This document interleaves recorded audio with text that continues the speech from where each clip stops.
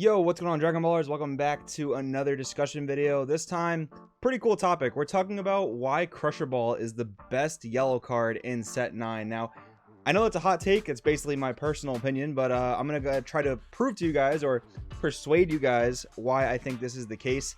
The card is just so insane, and honestly, thinking back to like the Set 1, Set 2 days, I can't believe people weren't playing like this card in spades. Like, it's just been so incredible lately. But I want to talk about the applications and the implications of Crusher Ball going into Set 9, with that being released pretty much this weekend. Guys, if you're new here, make sure to subscribe, hit that bell so you never miss a video. If you want to help support the channel, lots of ways you can do that. Number one, we got the Patreon down below, lots of competitive content for you to absorb, get your game up.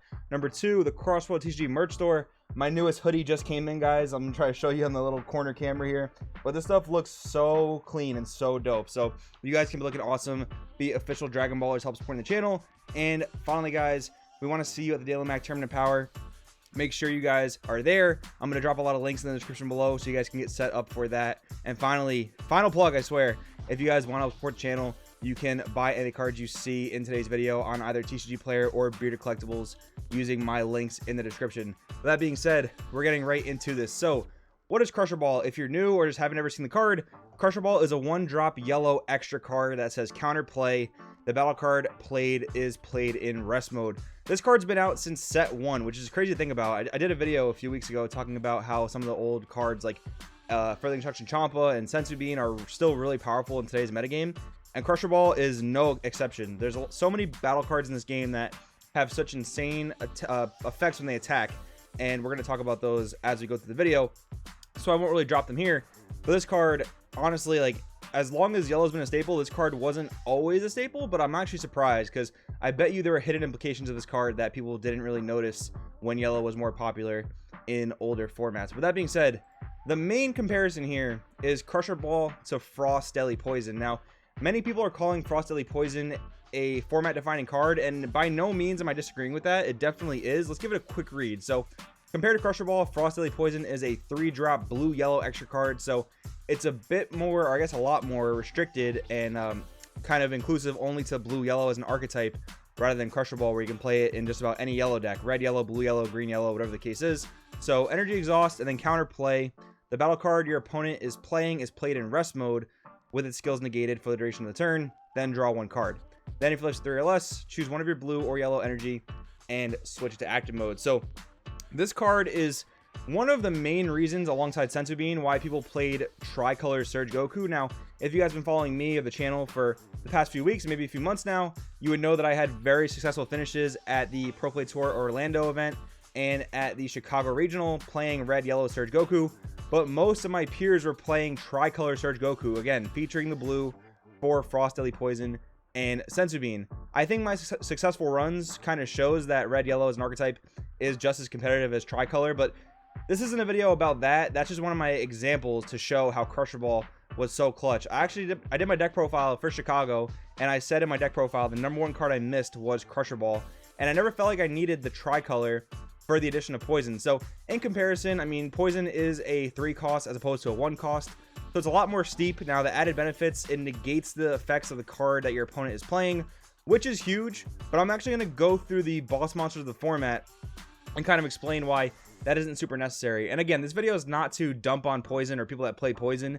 This video is just to show you that Crusher Ball is a very, very strong card going into the next format, and that you don't have to play blue-yellow or some type of tricolor variant to see success. And of course, again, in comparison, you get the draw off Poison, and you do get to untap one if you are at 3 or less life, which is going to happen pretty often. So a lot of times it'll be a 2 cost, but you do have to leave that 3 energy open initially. So kind of the pros and cons. Basically, Frost is more expensive for a slightly better payoff, but Crusher Ball is a lot more energy efficient for just about the same payoff. So going through here, the main card of this format before we get into Set 9, and a card that I think is going to still be incredibly powerful in the Set 9 format, is Fu Shrouded Mystery. 10-drop, Overwhelm for 6 energy, double strike. When you play this card using Overwhelm, your opponent cannot activate skills on cards other than their leader card until the beginning of the next turn. Now, Crusher Ball and Frost Poison do hit this. A little bit of a rule note for you guys if you guys don't know. Crusher Ball and Frost Deadly Poison affect the card before it's actually played. So before Fu's auto is able to activate and resolve, Crusher Ball and Frost Deadly Poison do affect these cards. Now, Frost Poison happens to negate the entire skill of Fu, which is pretty great.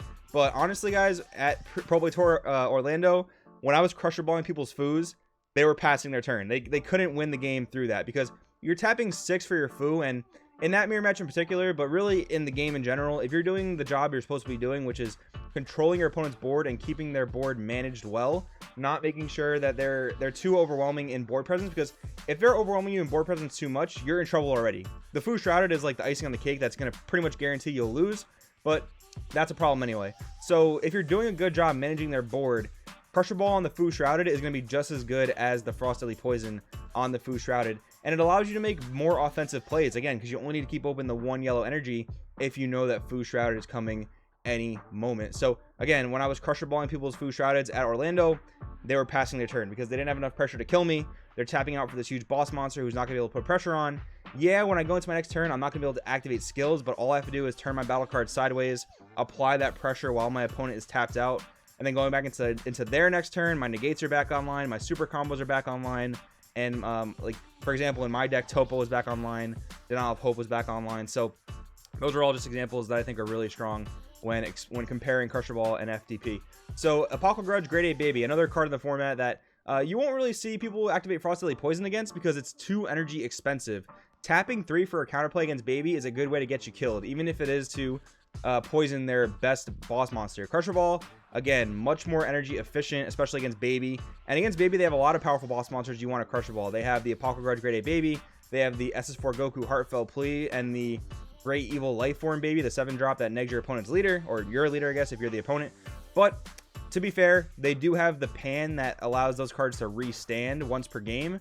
But if you use the Crusher Ball for 1 energy to basically stop one of the attacks, it's just as good as a negate, and you're forcing the pan ability right then and there. So again, in that matchup, it's another great card. But other examples too, I mean, you can always use Mutaito in this matchup. Mutaito against Baby is excellent, and so is Chamba the Trickster, although again, Chamba the Trickster is a bit more energy expensive. So when you're looking at energy efficiency, especially against an aggro deck, an aggro combo deck like Baby, Crusher Ball and Mutaito are the cards you definitely want. Against Hatchiyak, Crusher Ball is absolutely amazing. And again, you can be aggressive. I mean, it's hard to be aggressive against Hatch, but you can tap out for big boss monsters to put the pressure back on them, and all you have to do is leave open the 1 yellow against Hatch, because Hatch specifically, they're not making a lot of different plays with their turns. They're making 1 to 2 plays with their turns, and oftentimes it's tapping 5 for the Hatchiyak Fueled by Hatred, or tapping 5 for Beyond Darkness Demigra. And again, in that matchup, like, just showing the 1 yellow energy as Surge Goku or any X yellow deck you're playing, just showing the yellow energy is going to make your Hatchiyak opponent too afraid to drop the Beyond Darkness Demigra, because they might have access to the Super Kamehameha, but that's not going to stop Crusher Ball. Super Kamehameha only stops battle card counterplays like Chomp the Trickster. So again, you could keep up 3 for poison, but in X yellow deck that might not be blue yellow, or it might be blue yellow and you want to be a little bit more energy efficient, Crusher Ball is an amazing answer to both these cards in the current format. Same thing with Demigra. If you're playing as Demigra, which is a really strong rogue aggro deck right now, Crusher Ball works in such a way that it allows you to rest all battle cards that come off of the skill of Demigra, Demonic Overlord. And that works for any skill that plays multiple battle cards, as long as they don't play something that is like outside your range, like if Crusher Ball only hits certain cost cards, which it doesn't, or if, you know, some of the cards have deflect, those wouldn't get hit. But any eligible target that come off of 1 card skill are going to be tapped by Crusher Ball. And again, FDP, that is way too energy expensive against an aggro deck like Demigra. Son Goku, the Awakened Power, Victory Strike, the OG Victory Strike, as powerful as it is, doesn't have deflect. This card's attacks and skills cannot be negated, but it can be Crusher Ball. So if you're playing against Blue-Green Piccolo, playing Stall to Victory Strike, Crusher Ball is an excellent answer to that. Now we're going to talk about some of the next format cards that I think Crusher Ball is really great again. And again, FDP, we're going to keep talking about this. It's very expensive on the energy. Red-Blue Frieza Swap can be a very, very aggressive deck. Spamming 15Ks to punch you with, and then swapping into this Triple Strike for as little as 2 energy is going to be really taxing on your energy and on your hand if you're trying to defend. Crusher Ball is a 1 card out to this that prevents it from attacking, and this Full Power Frieza gets its best ability when it attacks. You get to ignore all your opponent's battle cards of barrier and decrease them by 30k. So this is a Triple Strike 30k that swings and clears your board. Crusher Ball for 1 energy prevents that. Jiren Strike and Silence, this is another card that is unaffected by skills, kind of similar to Foo Shrouded. It doesn't prevent you from activating skills, but its auto will make it unaffected by skills, and Crusher Ball, again, affects it before it actually comes into play. FDP is another card you can use against this, and Jiren is not typically as aggressive as some of the other decks we talked about, so FDP can be a fine substitution, again, if you're in that blue-yellow archetype. But if you're playing Yellow X, which Yellow is very, very popular right now, Crusher Ball is a card you need to be considering for next format, because as big of a beast as Jiren is, Crusher Ball puts him to rest mode before he even gets played. Next up, we're talking about Cell the Unthinkable. Now, here's one, here I think is actually the first one, where I will say that FDP is a much, much better alternative if you're playing the blue-yellow. But if you're playing yellow, you need to have Crusher Ball for a card like this, because Cell Unthinkable Perfection, what it does is when it comes down for Successor of 4 energy and 9 cost, if your leader card's an android, when you play this card with Successor, your opponent reveals their hand. Choose up 3 battle cards in their hand, place them in the drop area, then choose to one of your opponent's leaders and negate its non-keyword skills for the duration of the turn. So this is a huge 30k triple strike that's going to be picking apart your hand. No deflect, so Crusher Ball is going to be great against it, but FDP will stop that auto altogether. So that is actually really, really good. Chomp the Trickster will be another better alternative because you do get the extra draw after they rip your hand, so that can help you refuel a little bit. But nonetheless, if you're not playing a multicolor yellow deck, Crusher Ball is definitely where you're going to want to be at. But if you're playing multicolor with yellow, if it's red yellow or green yellow, again, you're probably already playing Chomp the Trickster. But Crusher Ball does work against this card. I do want to make sure I mention that. So the next card I want to talk about, guys, Son Goku and Vegeta Apex of Power, the new secret rare coming out in set 9. Sorry the image isn't super high quality. I couldn't find a good scan online, but what I really need to explain is that activate mains that activate in the hand, basically this card and Baby Janemba, they're very, very weird. So what you need to understand is, in this game in general, you cannot negate a skill that has already been activated and gone into pending. You can prevent the activation of these effects, say with things like Fu Shrouded Mystery and Deborah. Those things specifically say prevent the activation, but you cannot negate a skill that's already impending. So these cards, these two in particular, this Victory Strike and Baby Janemba, they activate and go into pending in the hand. So I mean to say that because a card like Poison cannot actually negate this Victory Strike or Baby Janemba. So yeah, sure, Poison will bring this card in rest mode. You'll draw your card. If you have 3 or less life, you'll untap 1 energy. But the thing with that is you're not negating the skills, so all your battle card effects are still going to be negated no matter what. And Crusher Ball will do that same exact thing, minus drawing you a card, which isn't that impactful really. And it'll put the Victory Strike and it'll put the Baby Janemba in rest mode for that 1 energy. Now, I do need to bring up other points because Smoke Dragon is the other SCR in the set, and Crusher Ball doesn't really do anything to that. Poison is a much better answer because Poison does actually negate the skills, and Smoke Dragon does not have Deflect. So that is a very fair point for Poison. The other card is the Cell 12 drop SCR, but that card does have Deflect, so neither Crusher Ball nor FDP will work on it. You're gonna need something like Chomp the Trickster or Mutaito if you want to bring it in tapped, but unfortunately nothing will prevent its effects from activating when their opponent attempts to play it. But guys, that's pretty much my case for Crusher Ball as a whole.